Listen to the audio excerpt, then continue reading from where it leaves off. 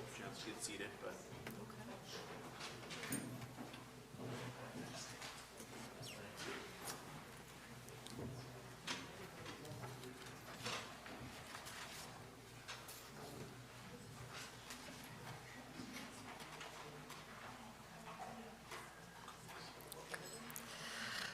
Good evening, and Merry Christmas to you all.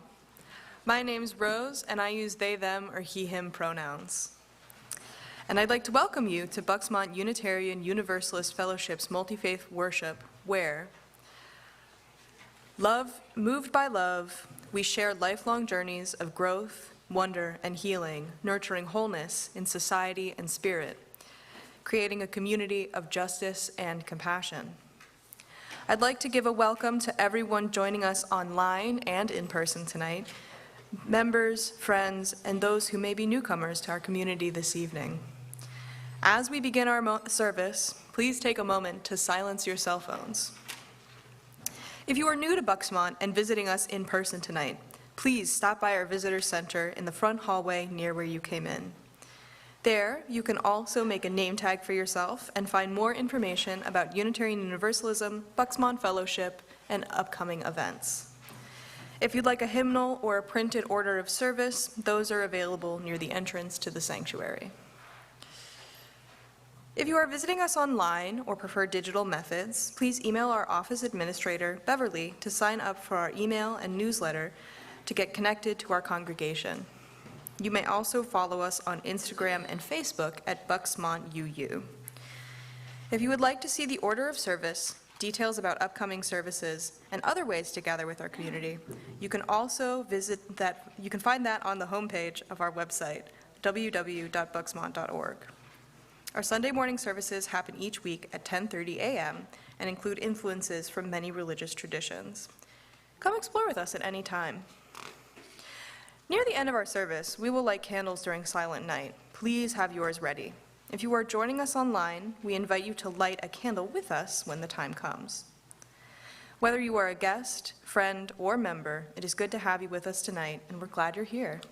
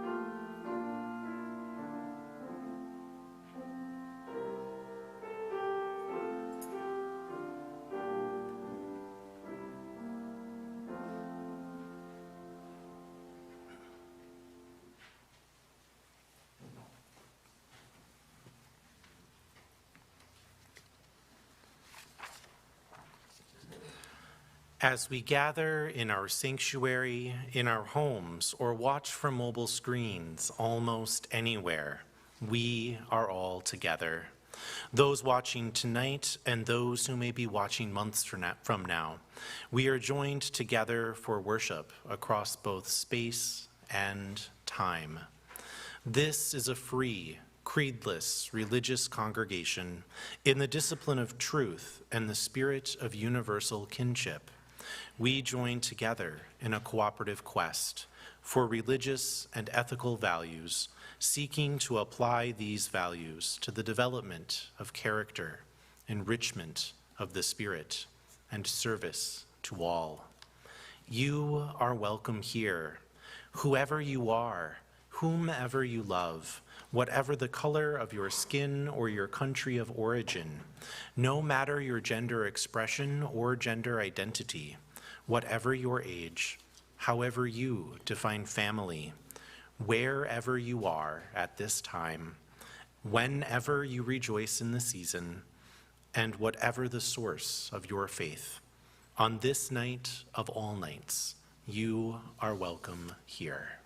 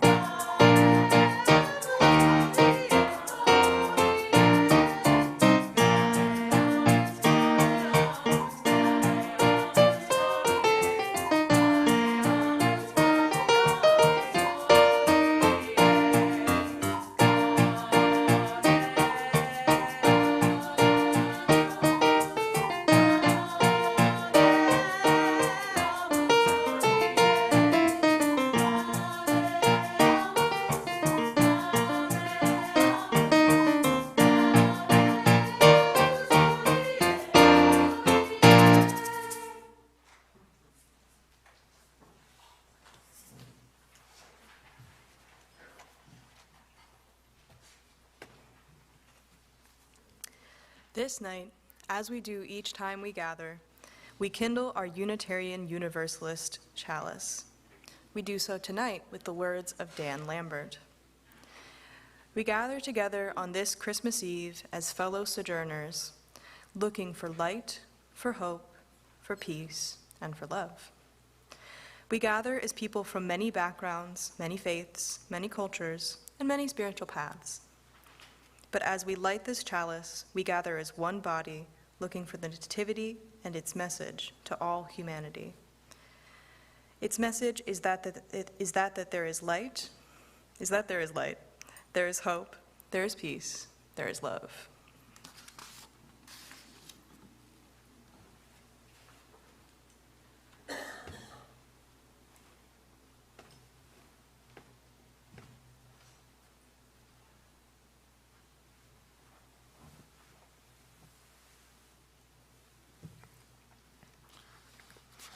For each of the last 4 Sundays, we've lit candles on the Advent wreath.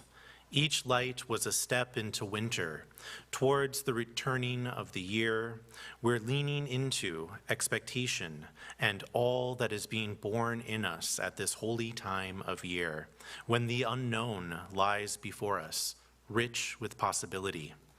Tonight we light the Advent candles for the last time this year.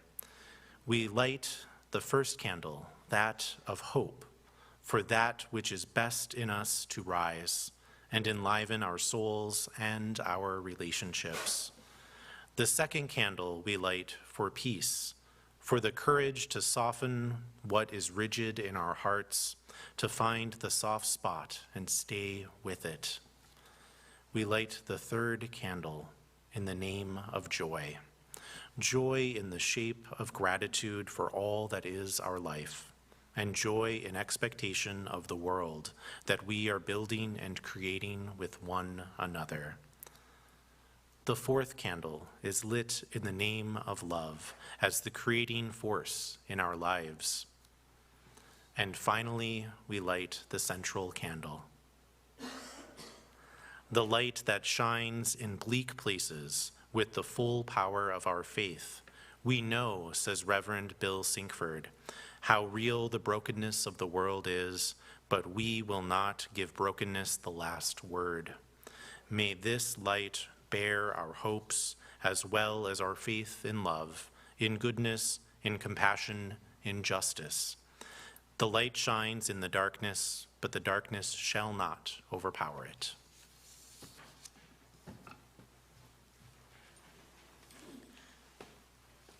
Good evening. I invite you to rise in body or spirit and join in singing our first hymn, Angels We Have Heard on High, words on the screen, or if you're using the gray hymnal, number 231.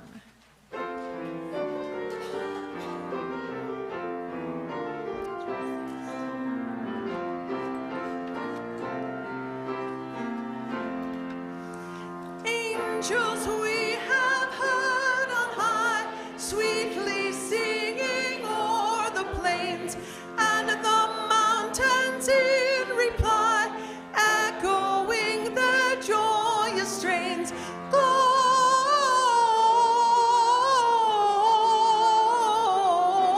Gloria in excelsis Deo, Gloria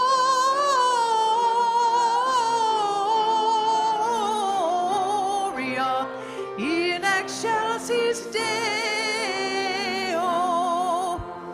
Shepherds, why this jubilee? Why these songs of happy cheer? What great brightness did you see? What glad tidings did you hear?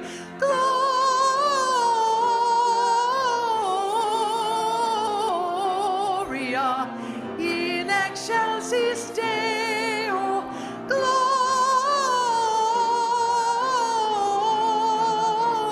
Gloria in excelsis Deo. See him in a manger laid, whom the angels praise above.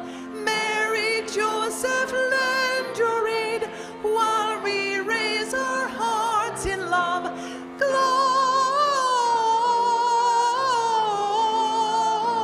Gloria in excelsis Deo,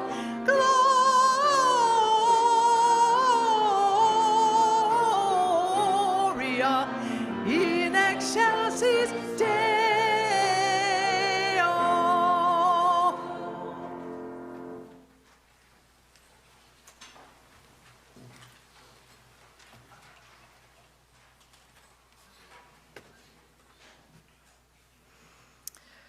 From the Gospel of Luke, chapter 2, verses 1 through 20. In those days, a decree went out from Emperor Augustus that all the world should be registered. This was the first registration and was taken while Quirinius was governor in Syria. All went to their own towns to be registered. Joseph also went from the town of Nazareth to Galilee in Judea, to the city of David called Bethlehem, because he was descended from the house and family of David. He went to be registered with Mary, to whom he was engaged and who was expecting a child. While they were there, the time came for her to deliver her child. And she gave birth to her firstborn son, and wrapped him in bands of cloth, and laid him in a manger, because there was no place for them at the inn.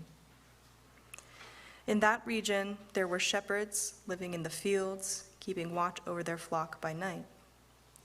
Then an angel of the Lord stood before them, and the glory of the Lord shone around them, and they were terrified. But the angel said to them, "Do not be afraid, for see, I am bringing you good news of great joy for all the people. To you is born this day in the city of David a Savior, who is the Messiah, the Lord. This will be a sign for you. You will find a child wrapped in bands of cloth and lying in a manger." And suddenly there was with the angel a multitude of the heavenly host, praising God and saying, "Glory to God in the highest heaven, and peace on earth among those whom he favors." When the angels had left them and gone into heaven, the shepherds said to one another, "Let us now go to Bethlehem and see this thing that has taken place, for the Lord has made known to us." So they went with haste and found Mary and Joseph and the child lying in the manger. When they saw this, they made known what had been told to them about this child, and all who heard it were amazed at what the shepherds told them. But Mary treasured all these words and pondered them in her heart. The shepherds returned, glorifying and praising God for all they had seen, as it had been told to them.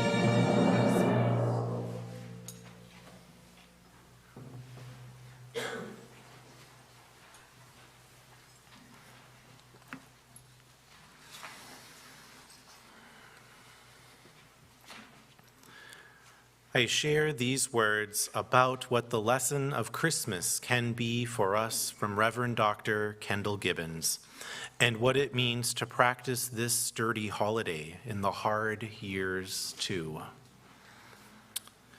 Let's be clear, Jesus is not the reason for the season. The Christians are Johnny-come-latelys to this business. But let's also be clear that they weren't stupid. The assumption that the date of the Mass, celebrating the birth of Christ, is supposed to mark the actual anniversary of that birth is a relatively modern confusion. When the Church co-opted the Roman holiday of Saturnalia for the celebration of Christ's Mass, they weren't claiming that Jesus was literally born on that day. only that they were going to celebrate on that day the fact that he was at some point born. So the agricultural reality that there aren't shepherds out in the Judean hills on December 25th is irrelevant, and we should get over it. Indeed, there's a lot of unproductive posturing among literalists of all stripes that arises from mistaking what kind of time we are talking about. So it might be useful to clear up some of that confusion. Anthropologists have long identified two distinctive conceptions of time. Our ancestors understood time primarily as cyclical and recurring. The seasons, the tides, the days and nights, planting and harvest, birth and death. Every part of life had its appropriate moment, and everything came full circle eventually. The goal of human life was to cooperate with these rhythms and fit into them so that the cycles flowed smoothly and things unfolded as they were supposed to. But at some point, linear time comes to predominate, and the arrow of history points in one direction only. In linear time, it is unique achievements and lives and moments that matter, for they move history forward in the direction of the unknown and make novelty possible. In cyclical time, nothing truly new can ever happen because everything is a repetition of what has been before and will be again. And it seems to me that there is yet a third kind of time, which I would call mythic, the time of the eternal now. It is the structure of once upon a time and ever after, what some Aboriginal peoples call in the dreaming. Mythic time does not distinguish between fact and story. Kris Kringle lives in mythic time alongside Antiochus Epiphanes and Moses and Cinderella and Ebenezer Scrooge and little Lord Jesus asleep in the hay. The images and archetypes of mythic time are not arguable. Their truth lies not in their historical accuracy, but in the power of their stories to move us and to help us collectively define a fully human life. Which brings us back to Christmas.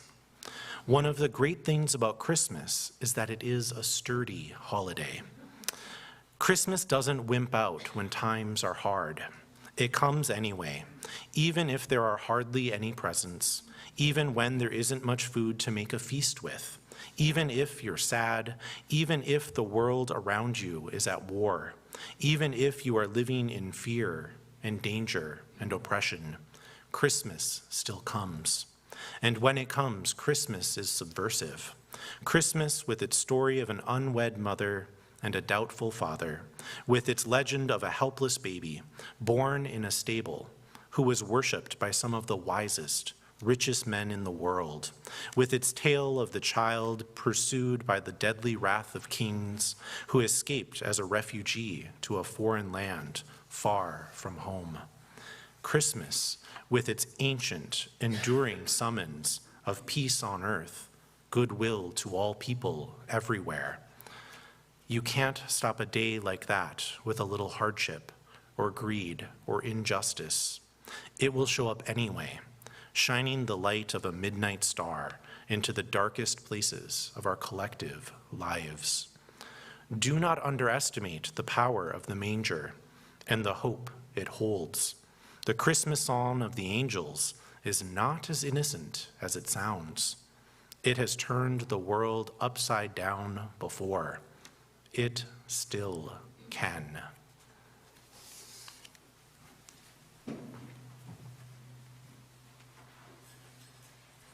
And now I invite you to rise in body or spirit and join in singing We Three Kings of Orient Are up on the screen or in the great hymnal number 259.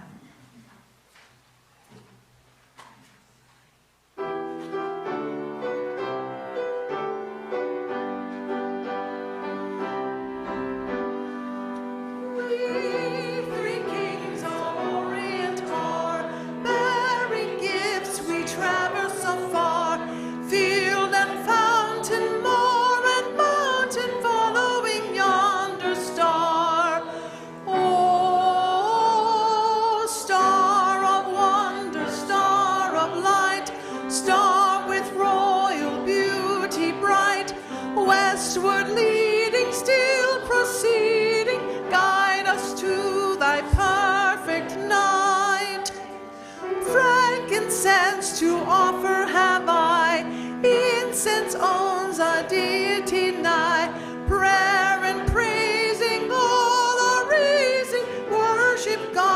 Most High. Oh, star of wonder, star of light, star with royal beauty bright, westward leading, still proceeding, guide us through this perfect night.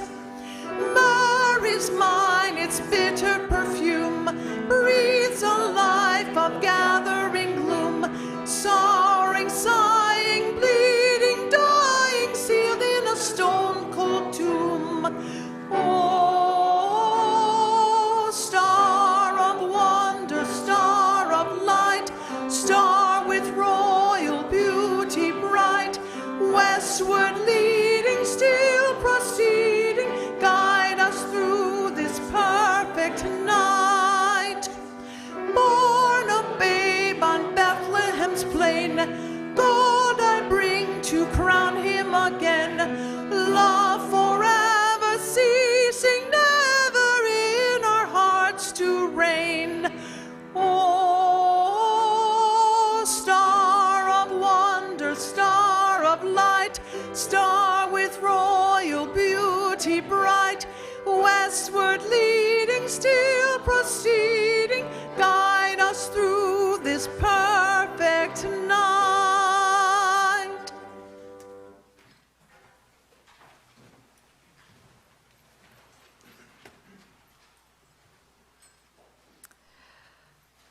This is the season of giving, a season of expectation and hope. In the ancient story of the birth in Bethlehem, there was no room at the inn, and the couple expecting their first child found shelter in a stable.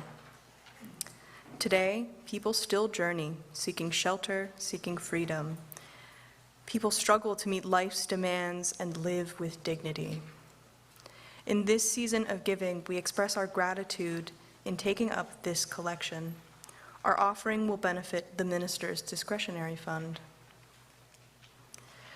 This fund is a descendant of the historic Parsons Purse, which was money donated to the local cleric to be used for the good of others in the congregation or the community at large. The money collected by Bucksmont Unitarian Universalist Fellowship for this purpose is dispersed by our minister for emergency needs.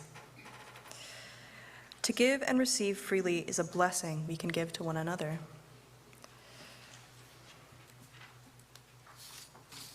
And so I invite you to be as generous as you are able and to take great joy in the collective good this money will do. This act of giving and receiving is how we can bring more light and more love into a world of great need. The offering will now be received.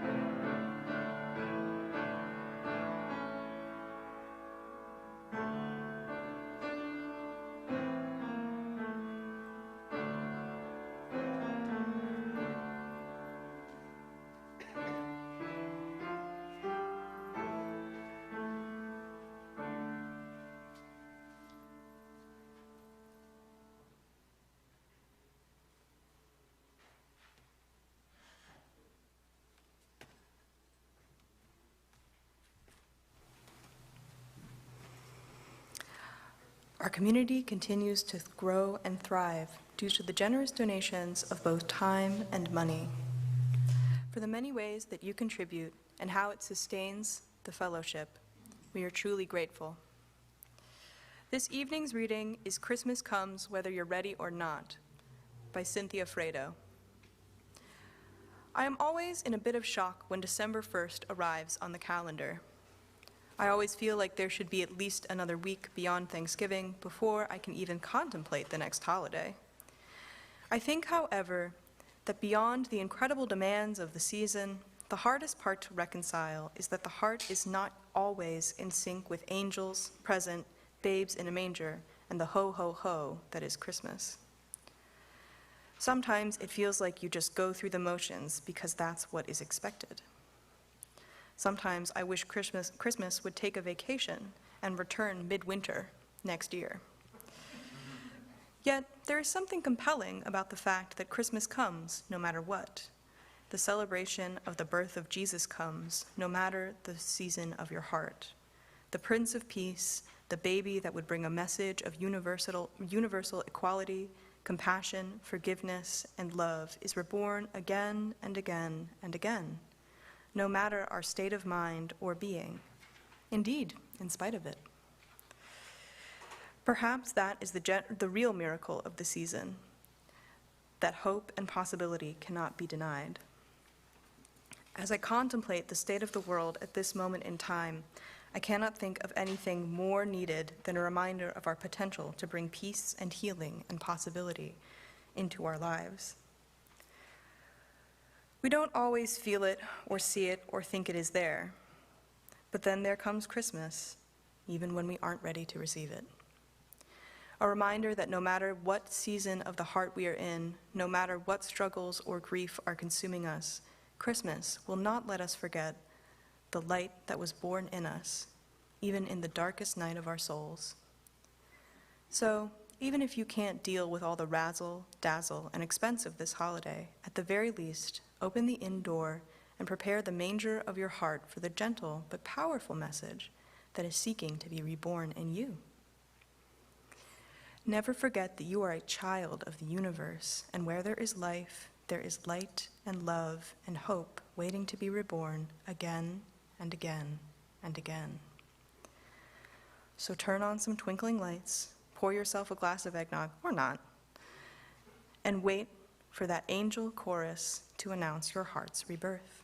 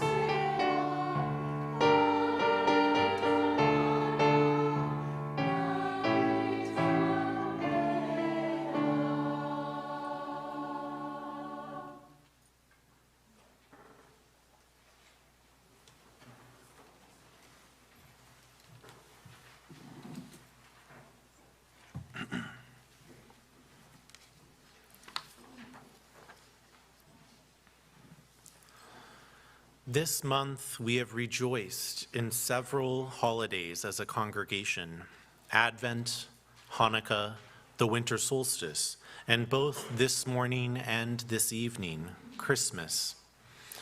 One of the threads we have woven throughout the month is how our holidays are part of rejoicing, even in or especially in a weary world.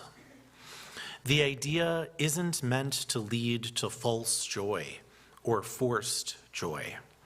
I understand this isn't the month or perhaps the specific holiday that brings the most joy to each and every person. Our holidays, however, do have the power to bring about a joy that is a form of resistance to the weariness we might experience. Psalms are sung sometimes in defiant joy, in joy that knows the sting of loss and still refuses to go quietly into the night. This is the joy, whether exuberant, defiant, resistant, or complicated, in your own lived human way, that we hope to evoke this night. I hope for you a joy that holds up to the real, lived experiences of this past year, not one that seeks to cover them up, but one that embraces all that you are, all that the world is, and finds a spark of light there, waiting to grow. There is a deep connection between the Christmas story and the lives of Christians living in Gaza and the West Bank today. A tiny minority, only about 2% of the population of the West Bank, and approximately 1,000 people in Gaza, trace their practice of this religion back to its origins. Reverend Dr. Munther Isaac is the pastor of the Evangelical Lutheran Christmas Church in Bethlehem, and he writes, "Where is God in war? God is under the rubble."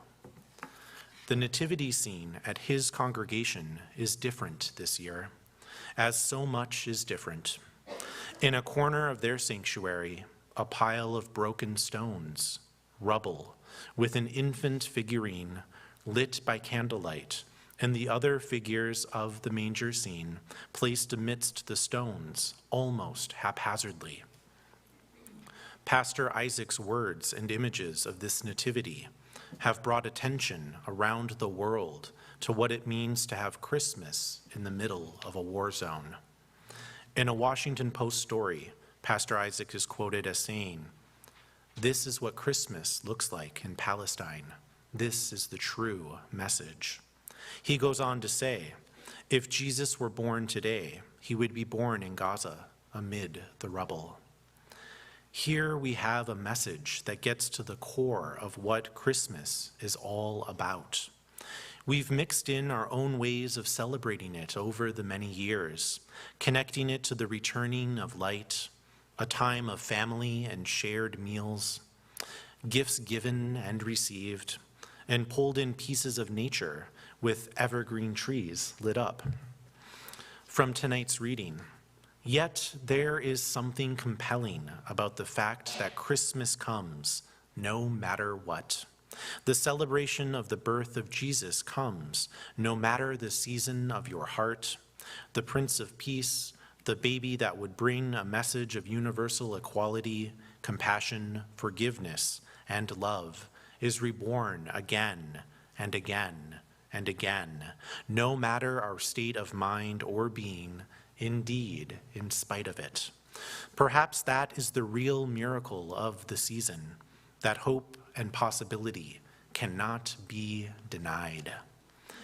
As I contemplate the state of the world at this moment in time, I cannot think of anything more needed than a reminder of our potential to bring peace and healing and possibility into our lives. We don't always feel it or see it or think it is there, but then here comes Christmas, even when we aren't ready to receive it. My own experience of Christmas is infused with joy.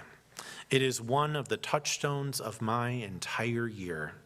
I remember Christmases as a child, the presents, the anticipation, the time off from school, our house lit up in every room, garland around every single door, more stockings than family members up the railing of the stairs, and family visiting on Christmas Eve. My mother doesn't decorate her home for Christmas anymore, which only underscores to me that she mostly didn't do it because she liked it. She did it because she wanted to make memories for me. The whole marking of the holiday was a gift in and of itself. Memories that form a foundation of joy for me as an adult. My own celebrations of the holiday are different now, as I imagine most people's lives change over time, and how they mark their favorite holidays do too. And I know this: I wrote my homily while listening to Christmas carols at full volume, in a house lit up with Christmas lights once again, made possible by someone who wouldn't have done it for themselves. Each light a small gift in the night. What Christmas means for me this year is added on, like another ring of growth in the trunk of the tree. Some years are overfilled with laughter and light. Some years are infused with lament and exhaustion. Some years, most years if I'm being honest, are a mixture of all these things, because that is what it means to be fully present in this world. We are asked to hold complex things at the same time, and yet we return to Christmas again and again and again. Something compelled you to this sanctuary tonight. Maybe it was habit or family obligation. Maybe it was a remembering and reconnection to the practice from your own childhood. Maybe it was a desire for the songs of this holiday, sung in a group in the night. Maybe you are reinterpreting what it means to mark this holiday for yourself. Maybe it was a desire for that moment of magic at the end of the service when we light candles in the dark. Maybe it is part of your job to be here, or you volunteered to help make this night happen for others. And maybe it is because this is one of your favorite holidays too. And each year you want to celebrate it as much as possible. It is the one you wait for, marking the progress of Advent in your heart as the days shorten, the temperature dips, and the twinkle of lights are added to every surface in your home. All of these pieces can be part of our holidays, but let us not forget the revolutionary parts of the story, the parts that call us and call to us during the hardest years of our lives. One reading of the story is that a specific child was born into poverty and would usher in change to the world, to be a herald, to be the namesake of a religion that would become a global tradition, one practiced year after year during wartime and peacetime. Another reading of the story is that each child that is born has the potential to change everything, and they do. They change their families by their very presence. They change each life they encounter, and some, but we can never be sure which, may change the course of the world too. Each child holds the potential to save us, to draw us together, to inspire us to change and to help usher in a society that centers love for all rather than for a few. Each child born has the potential to change everything. As a weary world rejoices, as Christmas comes, whether we are ready or not, as love is found amidst the rubble of war, may we remember that each night a child is born is a holy night. So may it be.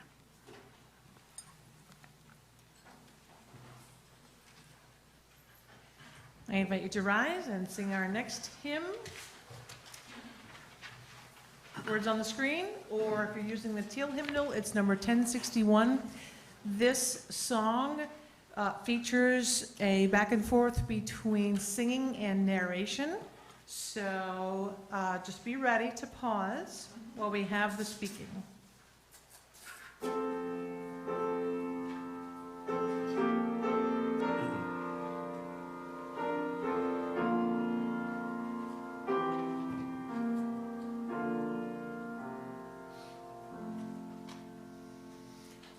Each night a child is born, is a holy night, a time for singing, a time for wondering, a time for worshiping.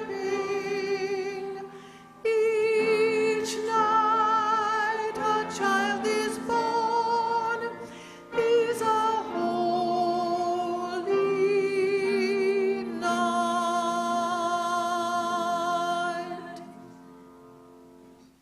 For so the children come, and so they have been coming, always the same way they come, born of the seed of a man and a woman. Each night a child is born, is a holy night, a time for singing, a time for wondering, a time for worshiping. Each night a child is born, is a holy night.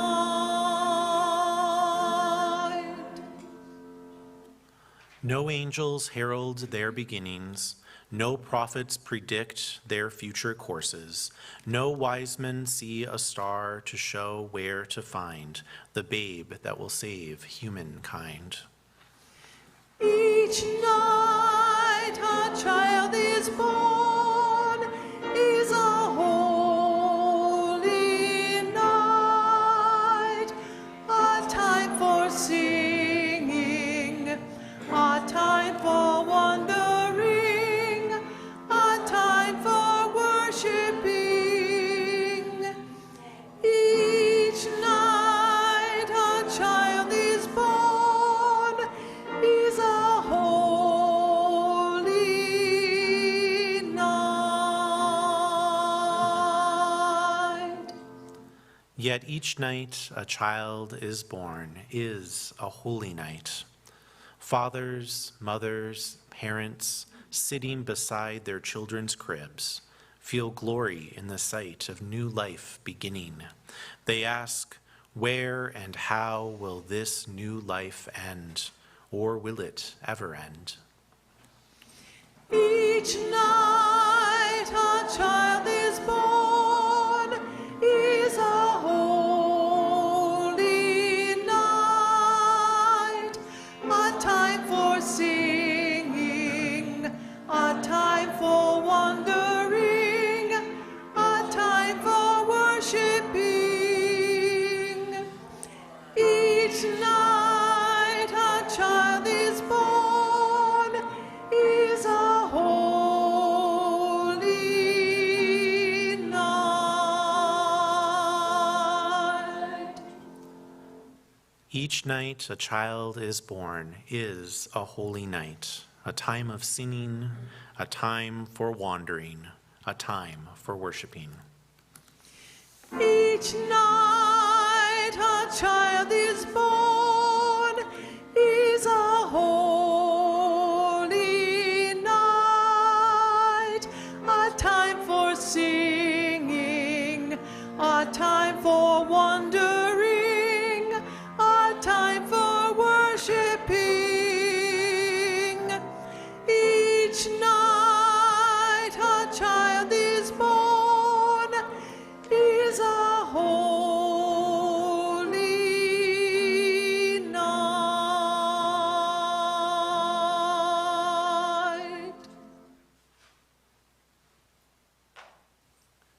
be seated.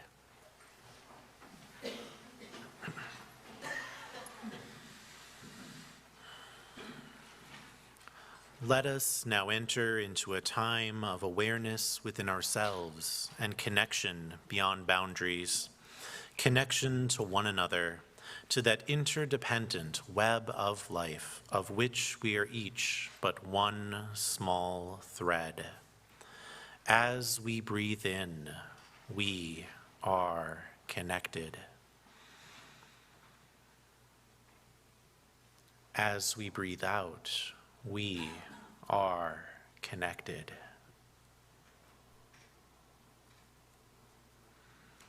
Here we gather to remember, to recall, to reinterpret the message of a holiday and a story that calls to us across millennia, ancient and modern, all at once. Christmas disrupts, Christmas soothes, Christmas brings joy, and Christmas asks us to change. I invite you to listen to 3 wise ones from our own tradition on what Christmas can mean. From Mary Wellemeyer. Like those shepherds who were on the hillsides with their flocks, like those wise ones in their observatories with their telescopes and astronomical charts, we find our daily work interrupted by these holidays. Like them, we can't keep on working. We have to listen to singing angels. We have to deal with the call of that special star. The little town of Bethlehem is thronged with people who have come to be taxed, crowding streets and shops, and we have to find our way to an unknown place where a wonderful new beginning awaits.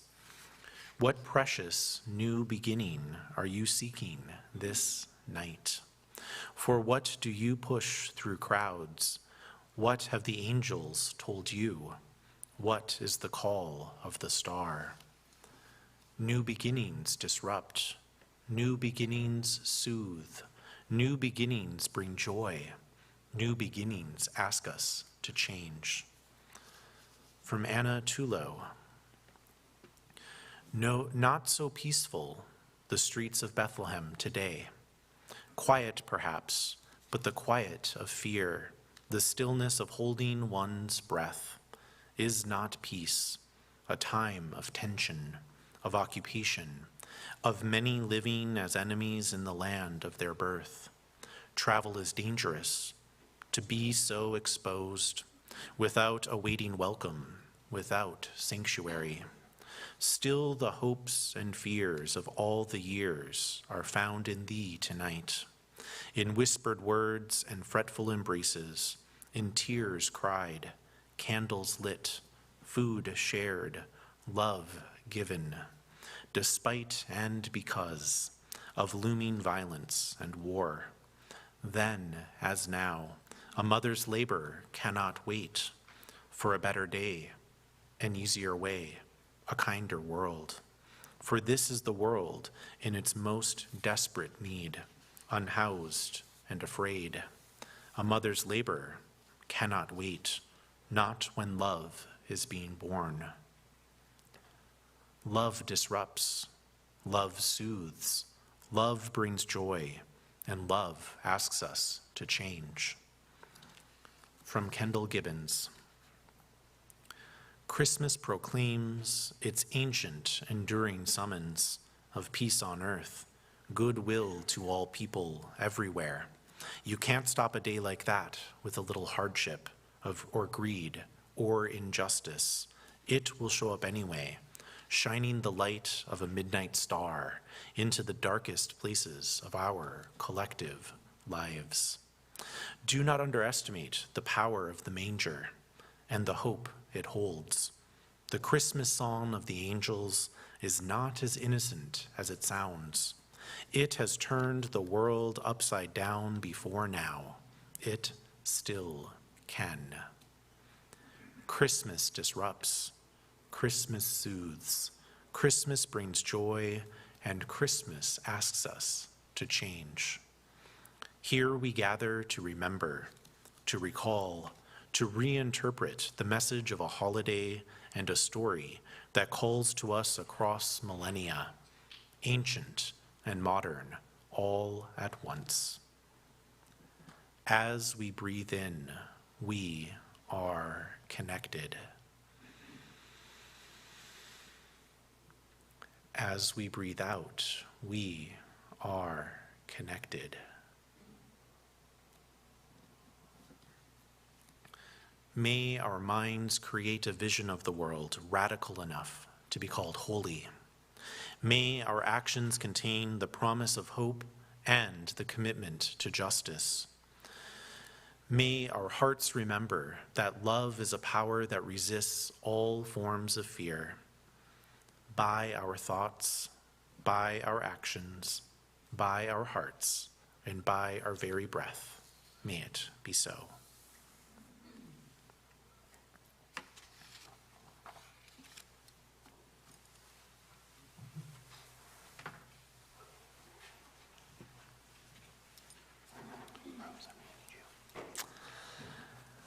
Before I introduce our candle lighting ceremony, a brief tutorial and reminder, since we only do this once a year.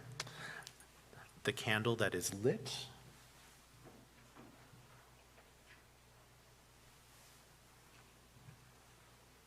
should be kept upright at all times. If you are next to someone and trying to have the light pass to you, and you have the lit candle, you hold it upright, and the person needing their candle lit tips their candle into yours. The other way around puts wax everywhere. So, a reminder, unlit candle into lit candle, and then you pass the light that way. Tonight, on this night filled with story, magic, and psalm, we celebrate the returning of the light. This year, our community is present here in this space and spread across homes near and far. Though we gather in new ways, we remain a community. We gather light in our sanctuary and in our homes to carry into the world beyond. Rexford J. Stezens reminds us, Christmas is a risk for us to take. Shall we allow ourselves to be touched by sentiment, awakened by song and story, drawn into festivities, when our joy depends upon the goodwill of others? Dare we risk the disappointment of hopes raised high and excited expectations? May we have the courage to celebrate the season fully. Now, as we prepare to share the light of Christmas, the growing spark of anticipation will be spread here in this space, and you are invited to add your own light with candles you have in your home if you are joining us online. We know that the light is not our own. We did not make it, and it does not belong to us. Yet it grows as we share it. In spite of all our faults and follies, every one of us may be a giver of light, a bringer of hope, a source of shelter, compassion, and peace to the world. May the reverence of this cherished season live in our hearts all year long. Let this be a moment of joy. I invite you to rise in body or spirit and join in singing closing hymn silently.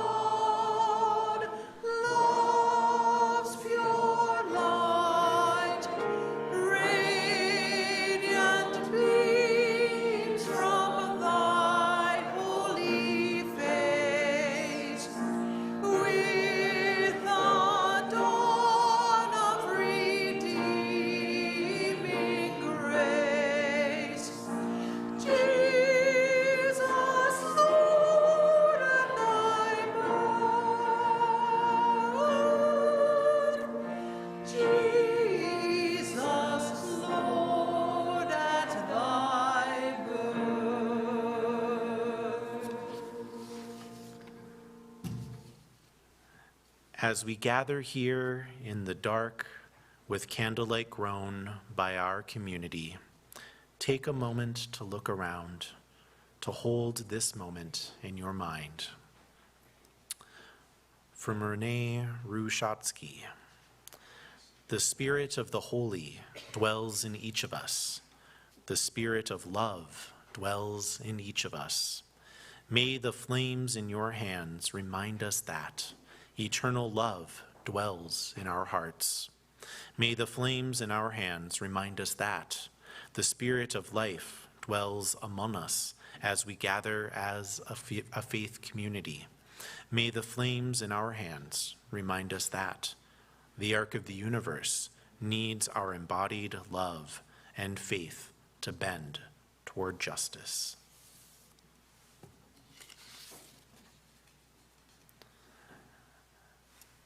And as we extinguish our chalice in a moment, I invite you to extinguish your own light at the same time.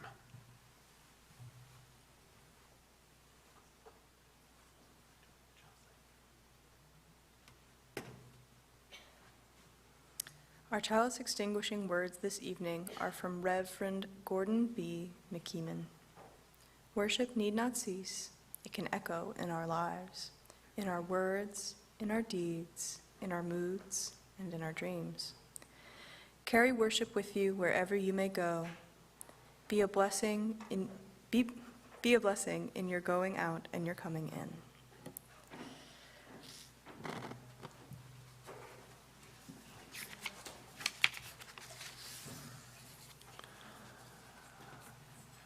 Now the work of Christmas begins by Howard Thurman. When the psalms of the angels is stilled, when the star in the sky is gone, when the kings and princes are home, when the shepherds are back with their flocks, the work of Christmas begins. To find the lost, to heal the broken, to feed the hungry, to release the prisoner, to rebuild the nations, to bring peace among the people, to make music in the heart.